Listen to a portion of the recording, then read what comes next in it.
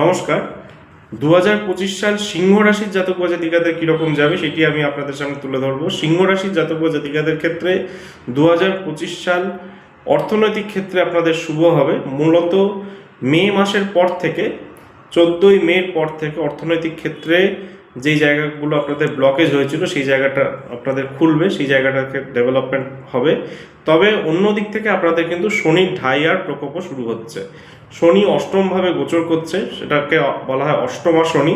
অষ্টমভাবে শনি গোচর করার জন্য এবং তার সঙ্গে মীন রাশির ঘরে যেহেতু রাহু অবস্থান করছে, 2025 সালের মার্চ মাসে 30 তারিখ 29-30 এই সময়টা যখন শনি গোচর করবে কুম্ভ রাশি থেকে মীন রাশির ঘরে, সেই সময় রাহু মীন রাশির ঘরে থাকবে।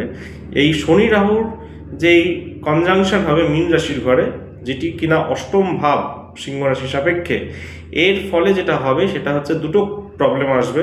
একটি হচ্ছে শারীরিক ক্ষেত্রে ডিস্টারবেন্স আসতে পারে, নানাবিধ ট্রাভেল আসতে পারে, ক্রনিক রোগ আসতে পারে, শরীরের লোয়ার অ্যাবডোমিনাল কোনো প্রবলেম আসতে পারে। আর দ্বিতীয় প্রবলেম আসতে পারে সেটি হচ্ছে সাংসারিক প্রবলেম, স্বামী স্ত্রীর মধ্যে কোনোভাবে মতানৈক্য হওয়া, ডিস্টেন্স বাড়া, এই জিনিসগুলো কিন্তু ইন্ডিকেশন দেখাচ্ছে।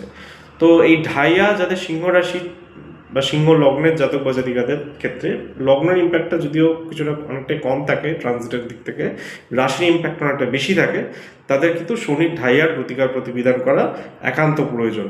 আমি বলি শনির ঢাইয়ার জন্য আপনারা সুন্দরকাণ্ড পুজো করুন, সুন্দরকাণ্ড পাঠ করুন এবং বজরংবলীর পূজা করুন, সেটা আপনাদের জন্য অনেকাংশেই ভালো রেজাল্ট আপনারা পাবেন। বজরংবলীকে ধরে থাকুন, তাহলে অনেক স্যাটার্নের নেগেটিভ ইম্প্যাক্ট অনেকাংশে আপনাদের কমবে এবং আপনারা শুভফল লাভ করতে সক্ষম হবেন। সিংহ রাশির জাতক বা জাতিকাদের ক্ষেত্রে পারিবারিক জীবন বা সাংসারিক ক্ষেত্র মোটের উপর মধ্যম, খুব একটা শুভ বলা চলে না 2025 সাল। সিংহ রাশির জাতক বা জাতিকাদের ক্ষেত্রে শরীরের কথা আমি আগেই বললাম, শরীর নিয়ে একটু সচেতন থাকা প্রয়োজন হবে। আফটার মার্চ এপ্রিল এই সময় মাসটা, এই জায়গাটা আপনারা ডাক্তারি পরামর্শে থাকবেন। কিন্তু ইনকামের ক্ষেত্র বাড়বে, সেই ইনকামটাকে ধরে রাখা, অর্থ সঞ্চয় করার জায়গাটা কিন্তু আপনাদেরকেই করতে হবে, সেই জায়গাটা কিন্তু মাথায় রাখতে হবে।